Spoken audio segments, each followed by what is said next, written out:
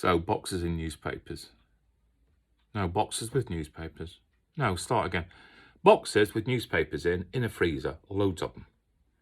And then I think actually scrolled on the top was prawns. So we didn't. We started off by actually counting the boxes of prawns. And then Sammy said to me, shake the box. They don't sound like prawns. So we opened the boxes and they were all full of newspapers. And he grinned and said, aha! And then I was like, what's that about? Which idiot's frozen newspapers? But that became a bigger story.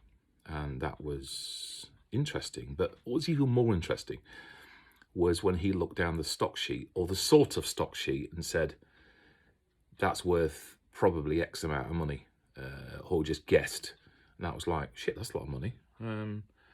And then he grinned at me and said, how are you going to use those?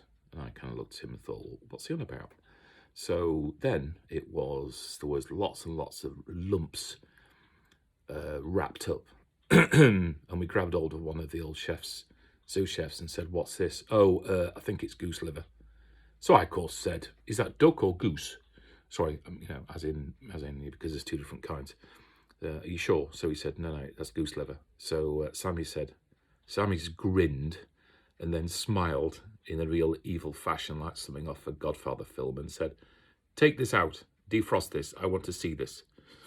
So we then went through every single thing, and then at the end of it, he took me off to have a cup of tea in the library, and the library was like something in the Queen Mother's palace.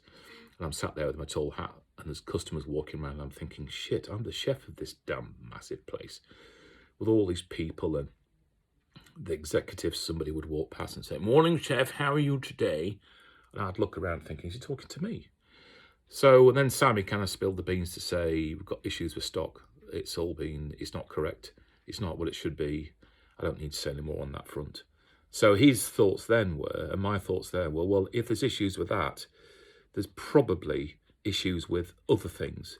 And that means we need to go through this whole thing like a dose of salt, and the timesheets, and how much you pay people.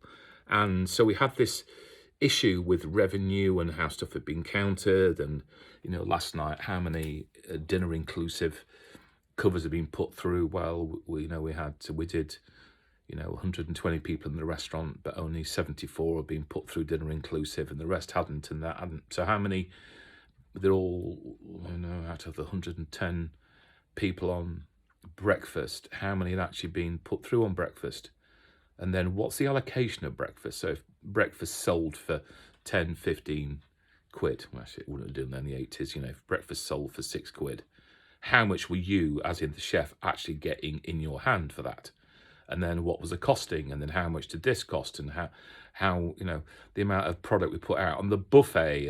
And you began to think, shit, listen, all I want to do is poach lemon sole fillets and make my lobster sauce. The lobster sauce, by the way, the great thing about South Coast was we eventually worked out you can actually buy lobster bones frozen. So you'd smash them up. I mean, you started off by doing a rolling pin, but then eventually you kind of learned to put them into some kind of, robo-coop and smash them all up in those days. I think robo-coops had just come on the market. So smash them all up, butter, hot pan, garlic, some white kind of, veg, and then sweat the hell out of these things, lid on. Not that chefs like lids because they're clattered and banged.